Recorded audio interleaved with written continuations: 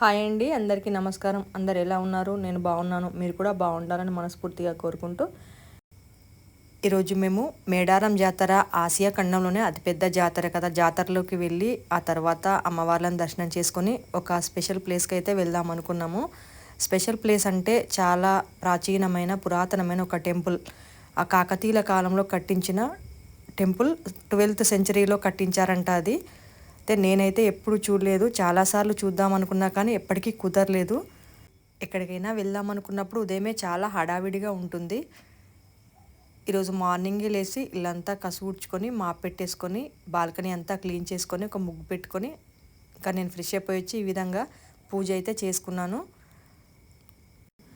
ఇంట్లో ఉన్న తెల్ల చామంతులతో పూజ గదిని నిండుగా అలంకరించుకొని ఆ తర్వాత తులసమ్మ దగ్గర కూడా పూజ చేసుకొని ఆ తర్వాత కృష్ణయ్య దగ్గర తెలుపు పసుపు చామంతులతో ఒక గ్లాసు ఉర్లిలో ఈ విధంగా నిండుగా ఉర్లిని అలంకరించుకొని మధ్యలో ఒక క్యాండిల్ వెలిగించుకుంటే చాలా అద్భుతంగా అనిపించింది.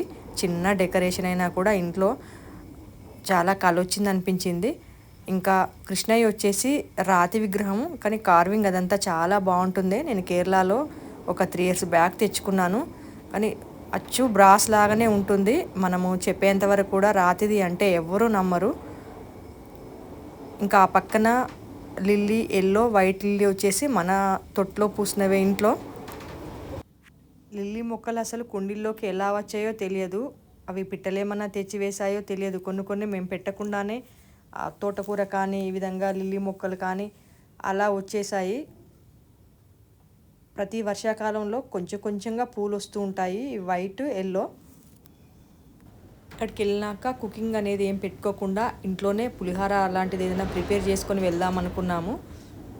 ఇంకా సమ్మర్లో అయితే మామిడికాయలు ఎక్కువగా ఉంటాయి కదా, మీకు ఐడియా ఉంటుంది. మనము ఎప్పటికీ మనకు మామిడికాయలు అనేది దొరకాయి కనుక ఈ విధంగా మామిడికాయ కూరను ఒకటేసారి చాలా మామిడికాయలను ఈ విధంగా పేస్ట్ లాగా చేసేసుకొని అందులో కొంచెం సాల్ట్, వీలైతే కొంచెం పసుపు కలిపి పెట్టుకుంటే మనకి చాలా మంత్స్ వరకు కూడా పాడవకుండా ఉంటుంది. ఎందుకంటే మనము చింతపండు పులిహోర, నిమ్మకాయ పులిహోర ఎప్పుడంటే అప్పుడు దొరుకుతాయి, చేసుకోవచ్చు.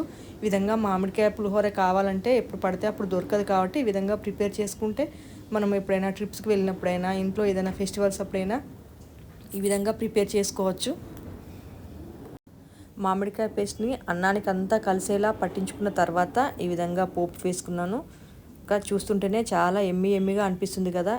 ఇలా ప్రిపేర్ చేసుకొని వెళ్తే ఎక్కడికైనా వెళ్ళినప్పుడు ఇంకా తినాలనిపిస్తుంది, చాలా టేస్టీగా కూడా ఉంటుంది.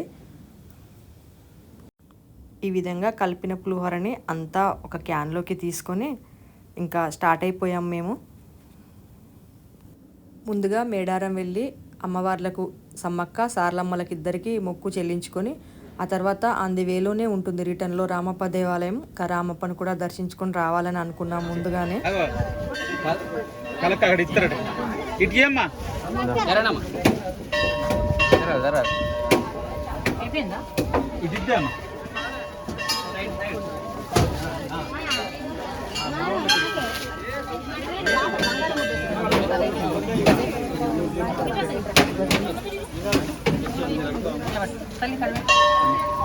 ఇంకా చిన్న ముద్ద డాడీ దగ్గర.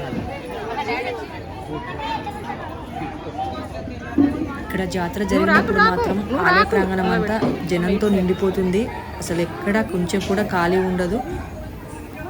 చాలా సందడిగా చాలా బాగుంటుంది టెంపుల్లో. అలా జాతర జరిగినప్పుడు చూస్తే ఎవ్రీ 2 years ఒకసారి జాతర జరుగుతుంది. ఇంత క్రితం అయితే 2 years ఒకసారి జాతర జరిగినప్పుడు తప్పితే ఇంకా మధ్యలో అయితే ఎవ్వరూ వచ్చేవారు కాదు. ఇప్పుడు అలా కాకుండా 365 days జాతర నడుస్తూనే ఉంది. కొంచెంగా జనం వస్తూ పోతూనే ఉన్నారు. ఇంకా ఆ విధంగా అమ్మవార్లకు మొక్కు చెల్లించుకున్న తర్వాత ఇక్కడ చిన్న షాపింగ్ అయితే చేశాము మా చెల్లి నేను. చూడండి, ఈ విధంగా కొంచెం బ్యాంగిల్స్ అయితే తీసుకున్నాము. ఎక్కడికి వెళ్ళినా చిన్న షాపింగ్ చేయడం అయితే అలవాటు. మేడారం నుంచి ఇంకా స్టార్ట్ అయిపోయాము. Medaram to Ramappa 1 hour journey. మధ్యలో ఒక దగ్గర లంచ్ చేసుకొని మళ్ళీ స్టార్ట్ అయ్యాము. ఇంకా ఇప్పటికీ రామప్ప రీచ్ అయ్యాము. నా చైల్డ్హుడ్లో స్కూల్ నుంచి టూర్ ట్రిప్ తీసుకెళ్లారు రామప్పకి, కానీ నాకు అప్పుడు ఫీవర్ వచ్చి చాలా సిక్ అయ్యాను. అందుకని మా పేరెంట్స్ పంపించలేదు నన్ను రామప్ప టూర్కి. ఇంకా అప్పటికి మిస్ అవ్వటం, మళ్ళీ ఇప్పటికి దొరికింది అవకాశం చూడటానికి. మధ్యలో ఎన్నిసార్లు అనుకున్నా కూడా అసలు ఛాన్స్ అనేది అయితే రాలేదు. దేనికైనా టైం రావాలి కదా అని అనిపించింది. టెంపులే కాదు, టెంపుల్ ముందున్న ప్లేసు, ఆ గార్డెనింగ్, ఆ గ్రీనరీ, డిఫరెంట్ ట్రీస్ చాలా బాగా పెంచారు మొక్కల్ని. చాలా ఆహ్లాదంగా చాలా బాగా అనిపించింది. కాకపోతే కాస్త ఎండగా ఉండింది. ఈవినింగ్ కల్లా వెదర్ అంతా చేంజ్ అయిపోయింది అనుకోండి. ఇంకా వర్షం కూడా పడింది ఈవినింగ్ కల్లా. ఇప్పుడు కొంచెం ఎండగా ఉండింది. కరెక్ట్ ఆఫ్టర్నూన్ వరకు ఇక్కడికి రీచ్ అయ్యాము లంచ్ టైంకి. చూడండి కొంచెంగా ఎండగా ఉంది, అయినా సరే చాలా బాగా అనిపించింది చూడగానే. అక్కడ ఒక టెంపులే కాకుండా చెట్లు కూడా చాలా పురాతనమైన చెట్లు, చాలా ఏళ్ళ నాటికింది వంట. అన్నీ కాదు, కొన్ని మొక్కలు కొత్తగా వేసినవి, కొన్ని మొక్కలు చాలా ఏళ్ళ నాటి క్రితంవి. ఒక మర్రి చెట్టు ఉండింది ఊడలతో, అదైతే చాలా సంవత్సరాలు అయిందంట. మనం ఫస్ట్ టెంపుల్కి ఎంటర్ అవ్వగానే చాలా దూరం వాక్ చేయాల్సి ఉంటుంది. చుట్టూ పెద్ద ప్రహరీ కూడా, అందులో ఇదంతా గ్రీనరీ ఉంటుంది. మధ్యలో మనకు పాత్వే అనేది ఇచ్చారు. ఇంకా ఈ విధంగా మేము నడుస్తూ చుట్టూ గ్రీనరీని అంతా వీడియో తీసుకున్న తర్వాత మళ్ళీ ఒక ప్రహరీ కూడా, అందులోకి ఎంటర్ అయిన తర్వాత మనకు టెంపుల్ వస్తుంది. టెంపుల్ బయటికి మనకు కనిపిస్తూ ఉంటుంది, బట్ ఎంటర్ అవ్వడానికి మళ్ళీ ఒక గేటు, ఇంకా అందులో నుంచి వెళ్తే మనకు టెంపుల్ వస్తుంది. అద్భుతమైన కళాఖండాలు, ఆశ్చర్యకరమైన శిల్పాలు, వాటిని చెక్కిన శిల్పుల ప్రతిభ ఈ టెంపుల్ చూడగానే అర్థమైపోతుంది ఎవరికైనా. టెంపుల్ అంతా రాతితో కట్టడం జరిగినా కూడా ఆ పైన గోపురం మాత్రం ఇటుకతో కట్టారని చెప్తూ ఉంటారు. ఆ ఇటుక కూడా నార్మల్ ఇటుకని కాకుండా వాటర్లో తేలే ఇటుకని తీసుకొని కట్టారంట. దానివలన సందర్శకులు క్యూరియస్తో ఇటుకలను తీయడం వలన మళ్ళీ గోపురాన్ని రీకన్స్ట్రక్షన్ అయితే చేశారు. ఇంతకీ టెంపుల్లో ఉండేది మన శివయ్య, లార్డ్ శివ టెంపుల్, రామప్ప దేవాలయము. కాకతీయుల కాలంలో ఇక్కడ ఒక నాట్య మండపం ఉండేదంట. నటరాజస్వామికి నమస్కరించుకొని నర్తకీమణులు ఇక్కడ నాట్యం కూడా చేసేవారట.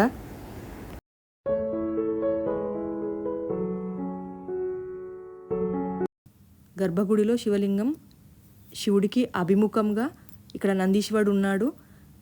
నందీశ్వరుడి విగ్రహం కూడా చాలా పెద్ద విగ్రహం. అయితే గుడి లోపల కాకుండా, నందిని శివలింగం ఎదుర కాకుండా ఏ టెంపుల్లో చూసినా శివయ్యకు కాస్త దూరంలో నందిని ఉంచుతారు. అలా కాకుండా గుడి బయట నంది కూడా ఒక ప్రత్యేకమైన టెంపుల్ లాగా ఏర్పాటు చేసి పెద్ద విగ్రహాన్ని అయితే ఇక్కడ ఏర్పాటు చేశాడు. చూడండి కొంచెం దూరంలో.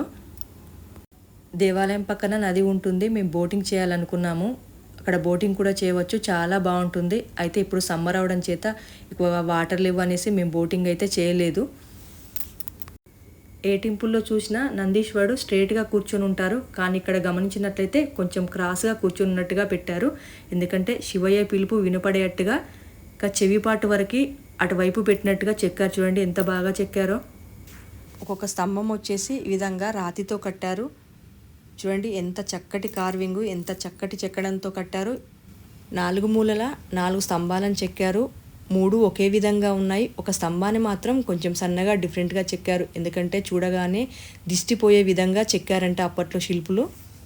గుడి లోపల ఎక్కడా కూడా టెంకాయ కొట్టడానికి వీల్లేదు. ఇంకా బయట మామిడి చెట్టు కింద ఈ విధంగా టెంకాయలు కొట్టుకోవడానికి వీలుగా శివలింగాన్ని ఏర్పాటు చేశారు. ఇక్కడే టెంకాయలు కొట్టుకొని ఇంకా తర్వాత గుడిని అంతా ఒకసారి ఈ విధంగా చూస్తున్నాం బయట ఈ చెక్కడాలను అన్నింటినీ. ఇంకా చెల్లెలు చెప్తుందన్నమాట, నేను చిన్నప్పుడు వచ్చానక్క ఇక్కడ చూడు అదే విధంగా ఉంది టెంపుల్, చాలా బాగుంది అనేసి ఆ చెక్కడాలన్నిటి గురించి కొంచెం ఎక్స్ప్లెయిన్ చేసిన తనకు తెలిసినంత వరకు. ఇంకా మనతో కాదు అనేసి గైడ్ని అయితే పెట్టుకున్నాము. గైడ్ చూడండి ఏ విధంగా ఎక్స్ప్లెయిన్ చేస్తున్నాడు.